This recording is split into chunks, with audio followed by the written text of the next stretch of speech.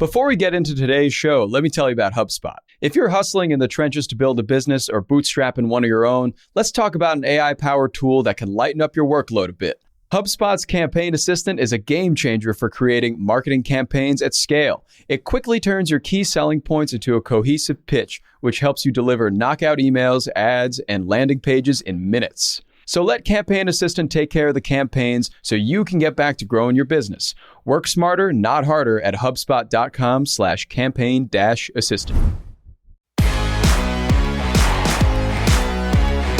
Howdy, folks. Good morning. It is Thursday, July 20th. I'm Jacob Cohen here with Juliet, Bennett, Rylah, and this is the Hustle Daily Show.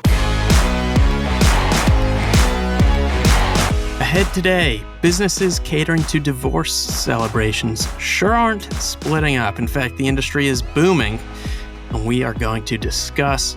But before we do, let's quickly talk about what else is happening in the world of business and tech. Let's get crack-lacking.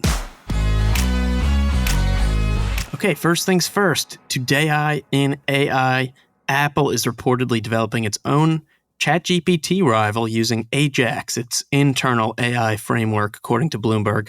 But don't hold your breath on getting access to a slick, Appleified chatbot anytime soon. The company has reportedly no set plans on whether or how to release it to the general public, though Apple stock popped briefly on the news of its existence.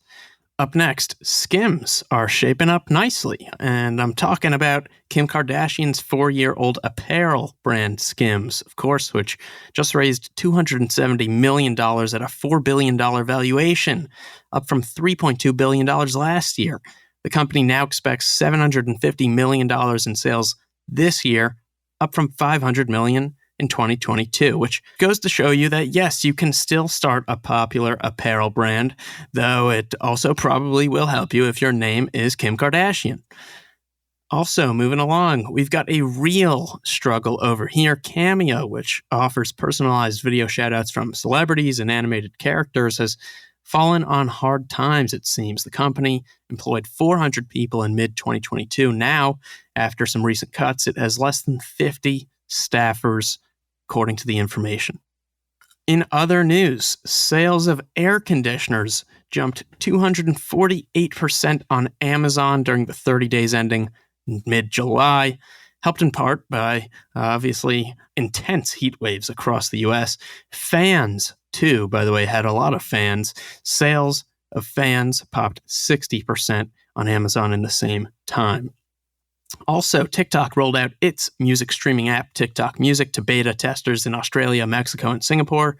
They're not available in the U.S. yet. The company did file for a U.S. trademark in 2022. And last but not least, Netflix earnings are out, and it was quite the show. The company added 5.9 million customers last quarter. That is more than double, almost triple Wall Street forecasts. The password crackdown and the advertising tier certainly appear to be working, though new revenue from these appears to be immaterial still compared to the rest of its business. The company also ditched its $10 or so ad-free basic plan in the US and UK for new subscribers, which leaves 3 tiers remaining: the $7 with ads, $15.49 for standard, and around $20 for premium. And this company was on the brink of disaster, and according to the media, not so long ago, and appears to be smoking hot right now. Good for them. All right, and with that, let's get to today's main show. Okay, Juliet, marriage, obviously, is an enormous industry that supports, all kinds of sub-industries within the marriage wedding industry and businesses of all kinds, but it also even extends to entire other industries like travel, food, shopping. Las Vegas, for instance, their wedding-related tourism industry is worth $2 billion alone. Interestingly, though the marriage rate is on a kind of broad decline, there are still a lot of them, marriages, but the fact of the matter is marriages come with divorces in some cases. And in 2021, there were approximately 689,000 divorces compared to a little under 2 million marriages. So divorce is a pretty large industry in and of itself. According to IBIS World, the family, law, and divorce lawyers and attorneys industry was worth $11.3 billion alone in 2020. But like marriage, there are apparently other sub-industries in this space too, including, oddly enough, parties. So what do we need to know about this space? So Sarah wrote this piece about divorce parties, which is kind of hilarious, I guess. I've never been to one, but I looked at Pinterest boards for divorce parties and they look kind of amazing. And they're all the rage right now, according to the Wall Street Journal. More American adults than ever consider divorce to be morally acceptable, and they are ready to celebrate. And I think we know there was a time when you didn't talk about divorce and it was all hush-hush. So I think this makes sense with the changing tides, and I think it's good that we're talking about how to amicably split or not so amicably. I saw some cakes in which the bride and groom toppers were murdering each other. So hard to say what the feelings are here. But here's what we do know. Etsy, Walmart, and Amazon are slinging divorce-themed decorations and party favors. Pinterest searches for divorce party games rose 80% in June 2022 compared to the year prior. And searches for divorce cakes, which is precisely what I was looking at Pinterest, jumped 50%. The hashtag divorce party currently has 93.6 million views on TikTok. Wow. And if you're sitting here being like, what's a divorce party? Exactly what it sounds like. It's the opposite of a bachelorette party. Your friends are getting together. You're staying at a hotel. You're going to the spa, dinner, dancing, themed outfits, party games, cakes, etc. But instead of tying the knot, you are, I guess, untying it. Wow. I think there's an opportunity for some kind of bakery franchise to own this space. The opportunity for marketing is just unbelievable here. You could go viral overnight for being like the best divorce cake maker. The cakes are phenomenal, honestly. Like, I don't know that I am down with the vibe of some of these cakes. They seem a little like a true crime going to be on Dateline situation, but they are very well made. Like, I could not decorate a murder cake with as much skill as some of these that I saw. Other ones are just like, the cake is sort of cut in half with the bride and groom toppers facing opposite directions. They're not all so macabre. Some are pretty funny. And there are a lot of businesses that have sprung up, apparently. There's Stripe Street Studio, which specializes in interior design for divorced men. Perhaps their wives decorate. And now they're like, where do I put my poster of Pamela Anderson? You don't. You're 40. Fresh Starts offers gift registries to help divorcees restock their homes.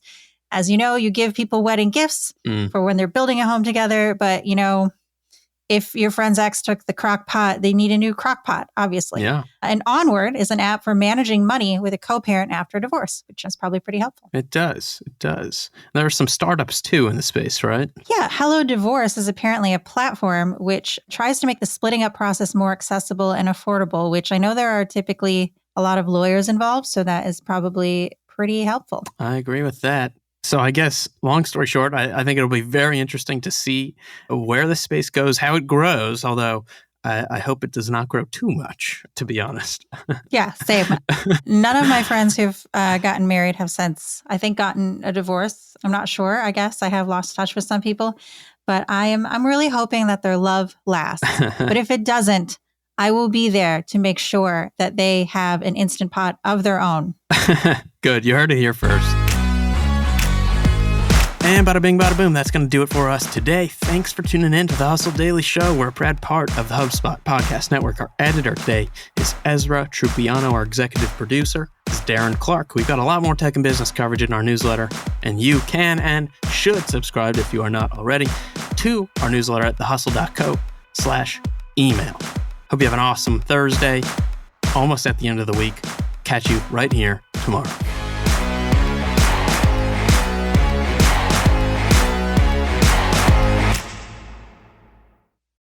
Let me tell you about a show that I've been loving lately. It's called Entrepreneurs on Fire. It's hosted by the incredible John Lee Dumas. It's available now on the HubSpot Podcast Network. Entrepreneurs on Fire stokes inspiration and shares strategies to fire up your entrepreneurial journey and create the life that you've always dreamed of. I'm a big fan of this podcast. It has energy, it has value, and it's all about learning about entrepreneurship. I was just listening to an episode the other day. JLD interviewed Jay Rogers, who was such a wealth of information. He kind of went into how entrepreneurship chooses you. You don't necessarily choose it, and that failure only happens when you stop trying to win. A lot of gems in this one. So I highly recommend checking out that particular episode, along with the rest.